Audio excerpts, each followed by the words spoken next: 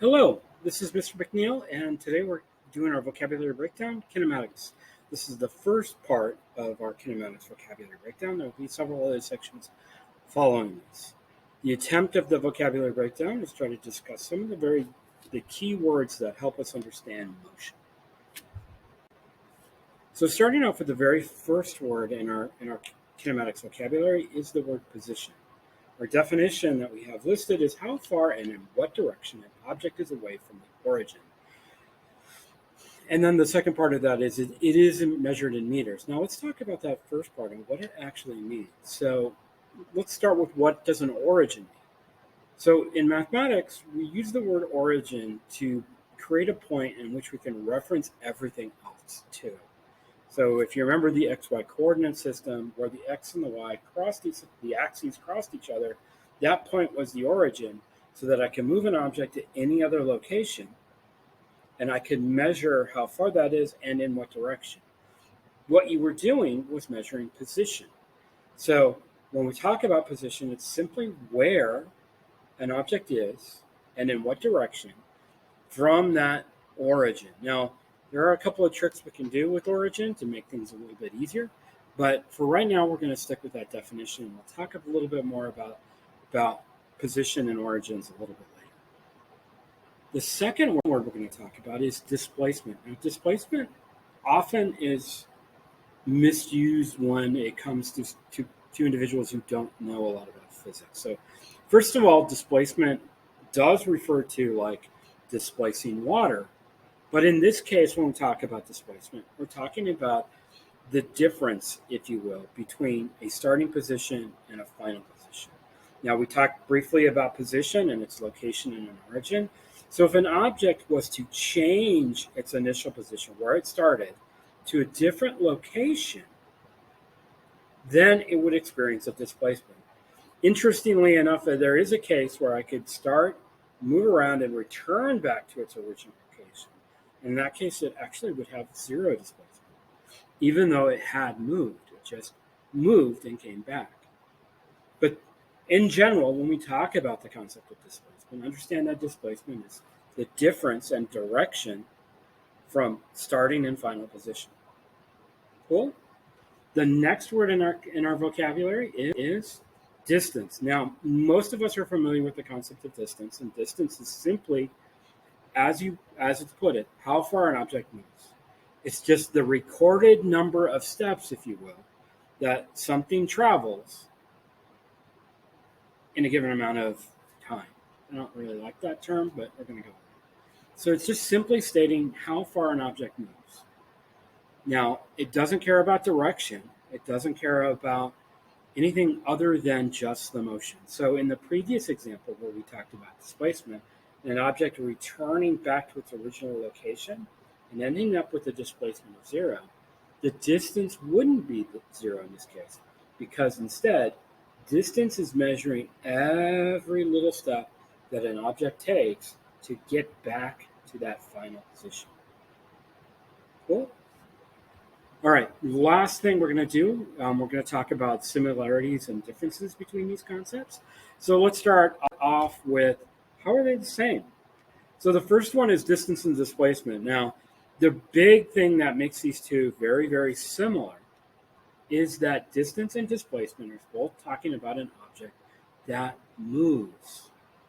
So an object experiences a distance or a displacement, sometimes both, if they simply move. Okay? So when we talk about that, it has to be traveling in order for there to be a distance. It has to be moving in order for there to be a displacement. Okay? Now, the second two things is position and displacement. Now, if you go all the way back to the definition of position and displacement, both of them are talking about the location of an object, okay, and direction.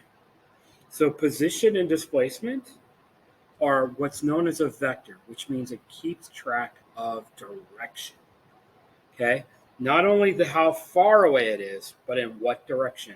So in the case of displacement, it was asking me how far away it is and its direction from that crossing of the axes.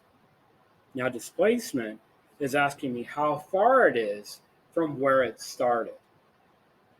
Okay. Interestingly, if you really put your brain to it, you can think of that initial place where it starts on that displacement as an initial position, because I could, in fact, find my origin and measure how far away it is and in what direction, and then look at it where it ends up, and it's another position. So, a definition that we could have added to our displacement is that displacement is a change in position, because we are both talking about here's my initial, here's my final, and the change in between would be my displacement. The last one is difficult to find something similar to position and displacement, because position, unlike distance and displacement, doesn't require something to move. So they don't have those things in common. Really, the only thing those two have in common is measurement. All three of the items are measured in meters or an equivalent unit. It's like centimeters or millimeters. We're going to try to stay with SI units, the International Scientific Units. So we're talking meters. Okay. Now, how are they different? Well, let's start off with the first one, distance and displacement. So distance and displacement, they're both talking about an object in motion. They're talking about something that is moving. Now, the difference is that displacement, cares about the direction in which that object moves. Okay? So if an object is moving in a path like this, its displacement has these ever-changing direction. Okay? Where distance doesn't care about the ever-changing direction. It only cares how long that path is. Going back to that, here's my displacement going through this process.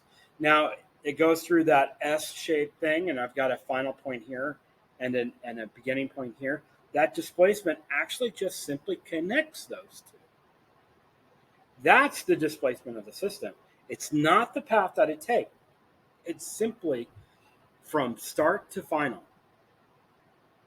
So you can end up talking about the same motion, both in distance and displacement, and have two entirely different values, one much larger than the other, simply because displacement only cares about the start position and the final, or the start position and the final position, where distance keeps track of that path.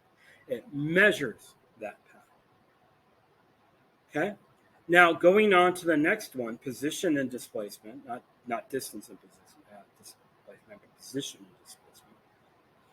There is one major difference, and sometimes that difference isn't actually there. So let's start off with a very simple difference between the two. Displacement refers to an object that is moving, and position often doesn't. Now, we could have an initial position and a final position, but the number that represents that position has nothing to do with its motion. It just simply is referring to where it started. Okay? Where displacement cares about the start and the final and could care less about that origin. Okay? In addition to that, when we're talking about displacement, we're talking about 2 points of reference, a start and a final. Where position is only talking about 2 points of reference, but that 2 points of reference is the origin and where the object is located. Cool?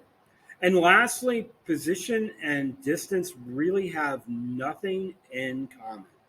The only thing that we could think of those two having in common is simply that they're measured in meters.